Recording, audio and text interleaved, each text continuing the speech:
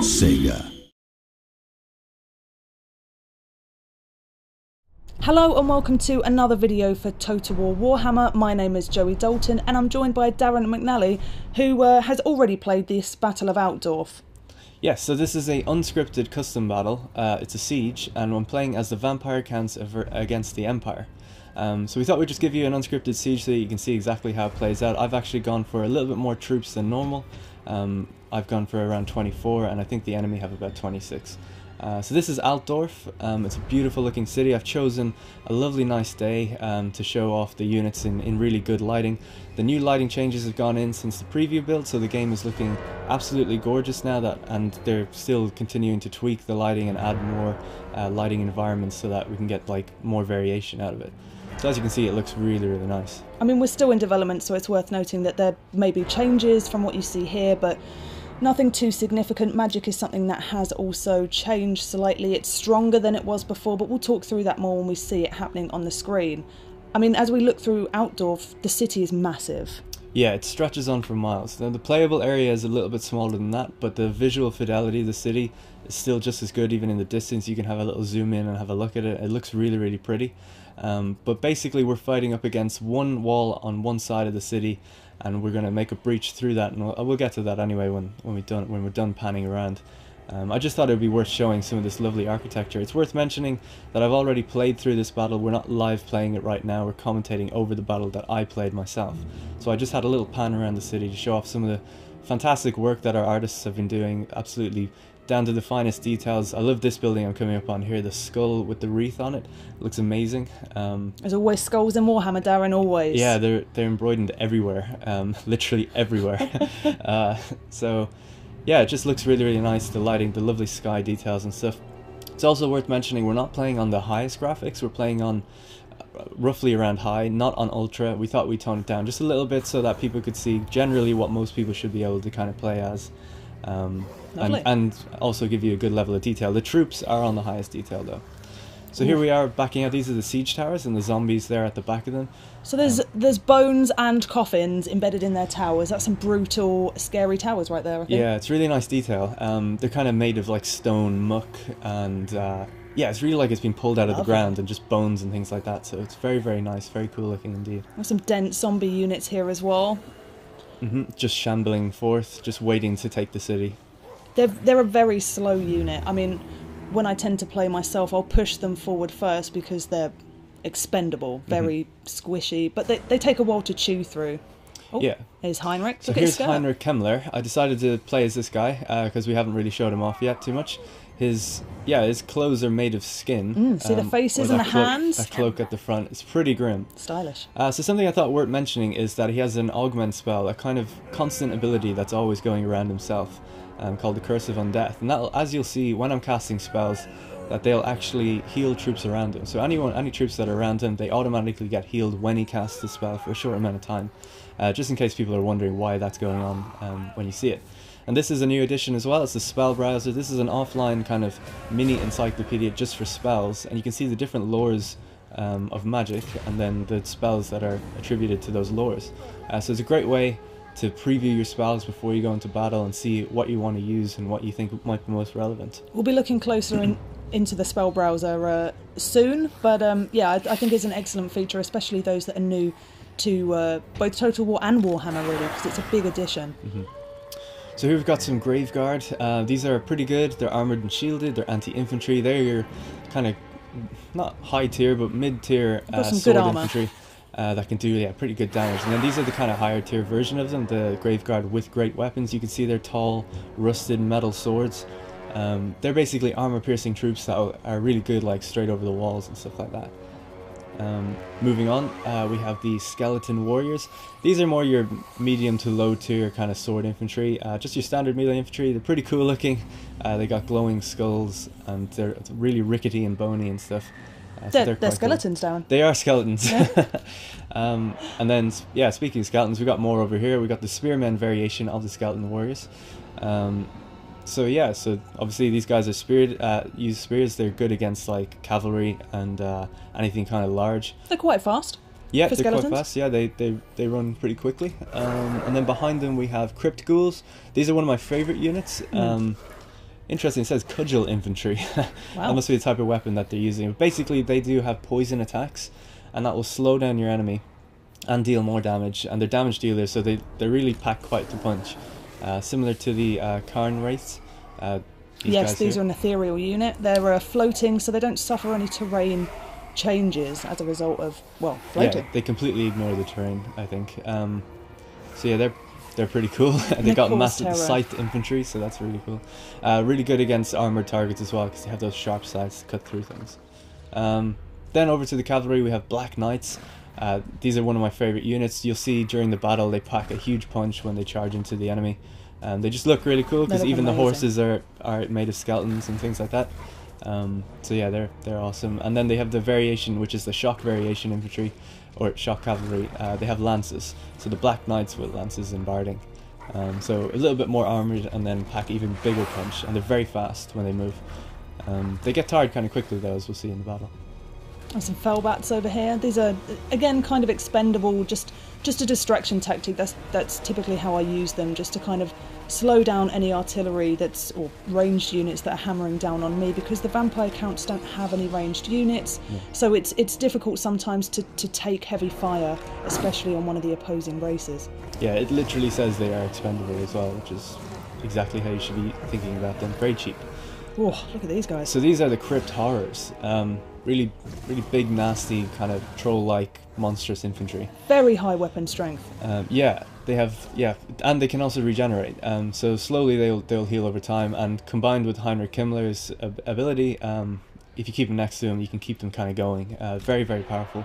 Pack quite a punch getting through. So that's basically our entire army. Now I'm just putting different units into the siege towers and kind of placing them around. You do it in the kind of standard way you did it in previous games. You just left click your infantry, right click the equipment you want them to use, and then position them as you would a normal unit.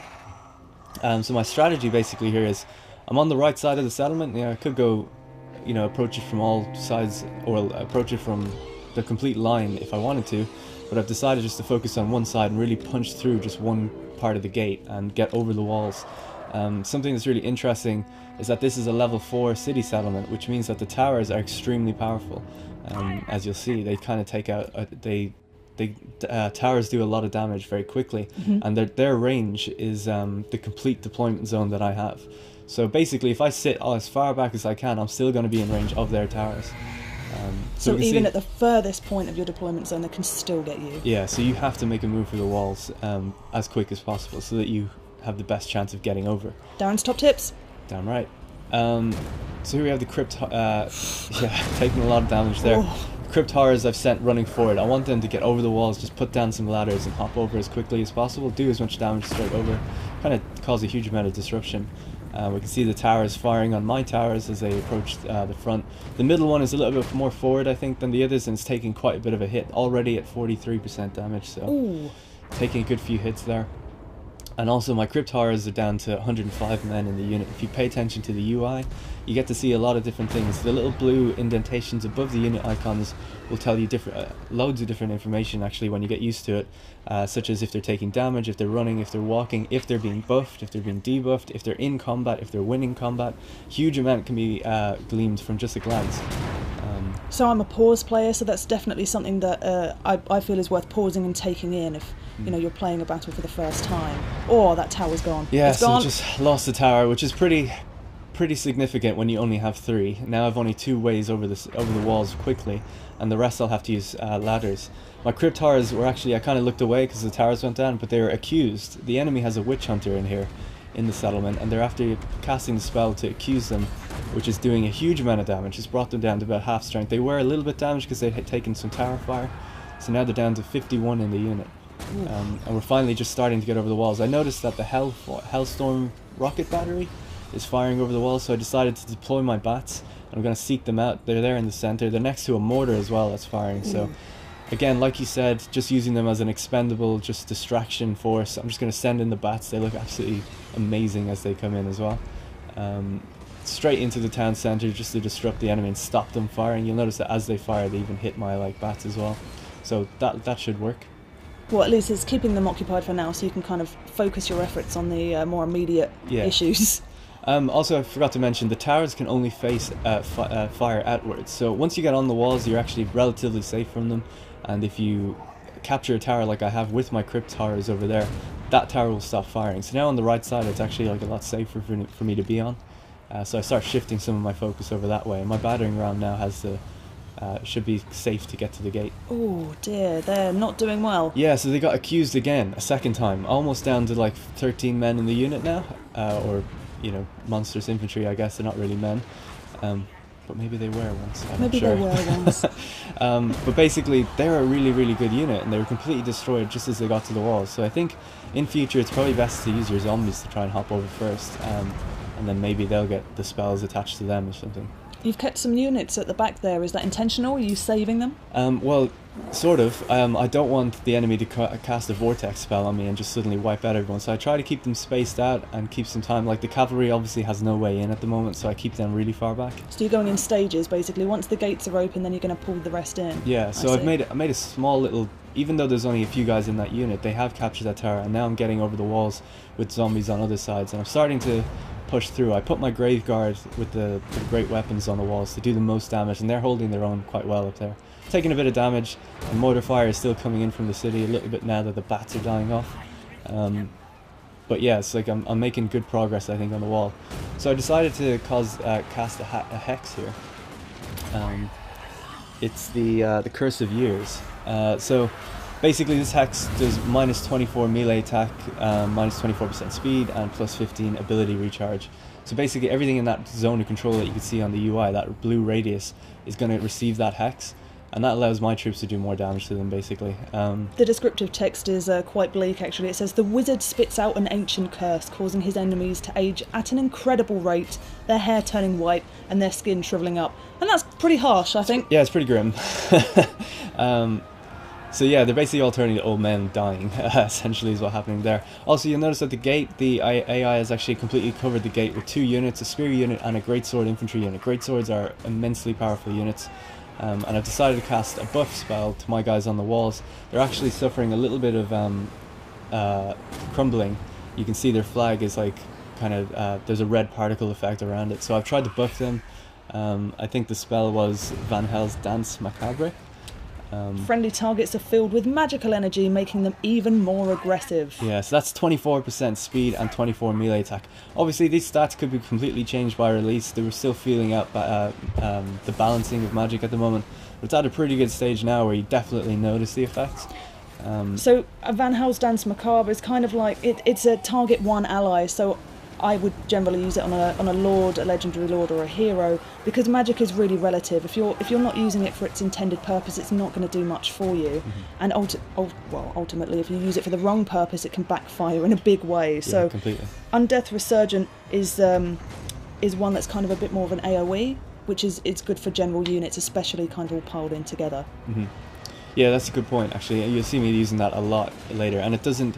The interesting thing about that one is it doesn't actually pull from the Winds of Magic, so you just kind of get that for free. That is like Heinrich Himmler's ability. Well, you're not doing too badly here. You're kind of chewing through the wall. Yeah, it's taken a while. It's definitely a bit of a grind on the walls. We're grinding them down, though, and they are using their gunners on the ground to fire up at me constantly. The longer I'm on the walls, the more exposed I am up here, so I need to just kind of get the walls over and done with and get down. But the gates are open. The gates are open. My crypt horrors are trying to punch through their spearmen. And it's going to be tough because spearmen are good against large, and I've put large against them, which isn't a good idea, but it'll take a while. They're a pretty powerful unit, and they've actually broken now, so we've just gotten into the city a bit more, a bit deeper, basically. Well, you are taking a lot of fire, though, and this is the struggle that I tend to have with the vampire counts, is just the amount of fire that you can take and not do much back until you've got your units in there. And with such a mixture of fast and incredibly slow units, you really have to pick and choose what you get in first. Oh, Kemmler's down. Kemmler's down. I brought him down on the ground now. There's a massive pile of infantry down here, so I thought it would be perfect time to use the Wind of Death. So I've cast it there on this unit. Again, I was hoping that it didn't double back on me, which it doesn't.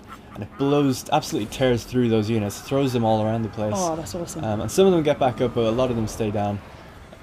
Because this unit was basically a fresh unit when I cast the spell. It's not going to kill too many, but it does a huge amount of damage. Then I cast the Hex again, the same one I used before, just to lower the just to lower their melee attack and their speed, so I can just cut them down before they run back to the city. There's a lot of missile troops there, and that's why I want to slow them down and cut them down before they can get back. You can nicely see the area of effect that it will have there as well. Yeah, actually I kind of casted it a little bit badly because the area of effect moved forward because I casted it on one unit that ran forward. I should have casted on the ones that stayed back, and then it would have had a more broad effect. But actually as they move back, it's slowly taking effect on those guys now. So I was bringing my cavalry into the city now that the gates are open and I've kind of cleared a path. It's time to bring all my Black Knights in, bring them around the back of the city, and then cut down like these archer units and these gunners. So my monstrous infantry, the crypt ghouls, or the crypt horrors, are now pushing up on the big unit. I decided to activate the kind of the free ability, essentially. What was it called? The Undeath Resurgence. Sorry, I'm still learning my lore, of course. Doing that gave me extra speed and extra melee attack for my monsters infantry, just to cut them down and catch up to them really fast as well. So it can be really powerful when you stack them on top of like powerful units like that. I love its descriptive text. Arise! Do not falter! Do not crumble! Back to life once more. Yeah, it gives you more leadership. So giving you more leadership will basically mean that so leadership is what morale is what replaced morale for the vamps. Yes, yeah. So if your leadership reaches 0, then you begin to crumble, and if it goes down really fast or below 0 by a lot, then you crumble even faster and your units will break apart and die. It also gives an impressive buff to melee defense as well as melee attack, but I think defense is its key kind of function there. Yeah, probably, yeah. Yeah.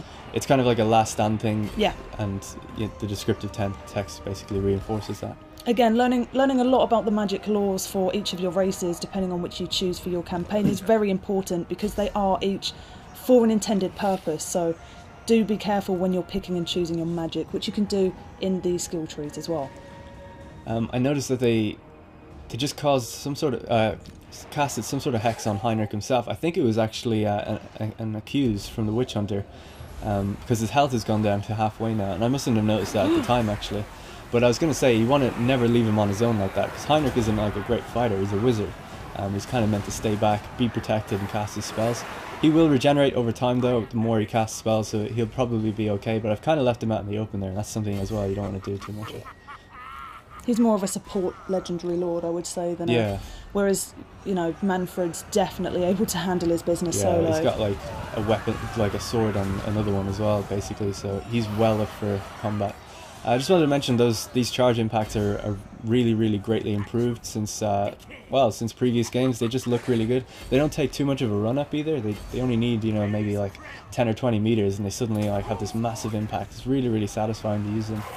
You can also see there's lots of kind of units rather than going down different streets there as well. But I mean, that's basically my own fault. I could have taken the different avenues, but we've kind of bunched up a bunch of my troops together. I'm trying to keep them together because they're all about to crumble. Like that's what that red particle effect around their flags is. So basically I've taken a lot of losses getting over the walls, so I just don't really have the manpower to bring troops around different ways. I tried it with my cavalry. My spearmen are only just getting over now. In fact, they just got cursed or accused again by the Witch Hunter, but here he is here. I finally found him, and we've engaged him over there. So we should be able to take him out. 2 units versus just a single entity unit like that should do okay. So we're just pushing into the center of the town now. We really have very, very little left. So I'm just constantly activating these kind of buffs to try and help out my units. We're grinding through with our monstrous infantry, that like kind of stack of units over there. My cavalry is now free to push around on the back. Here's a good example of good AI. There's an archer unit and a spear unit, and they send the spear unit forward and the archer unit back. Obviously it's a tiny spear unit at this point, and I actually keep the charge going into the second unit behind it, and the impact stays there. So that's a really nice example of like how cavalry is much more impactful in this game. Especially vampiric cavalry. They have high charge bonus. It always looks really, really good. So I freed up the kind of main avenue. All the avenues now are kind of freed up into the city, except for the one big one to the right. You do look like you're kind of pushing forward into the middle a lot better with your different units. So I think you're kind of damage controlling really well. Yeah, at this point I was thinking like, okay, I actually might be able to win this. A lot of them are actually running away. There's a couple units left that are a little bit of a high threat. Wait, at this point, Darren, do you lose? Well, we'll see. We will see. So the Witch Hunter is there. He's about to rout as well. He's taking a huge amount of damage. He's actually bogged down 2 of my units, which is really annoying. It'd be great if I could bring them here.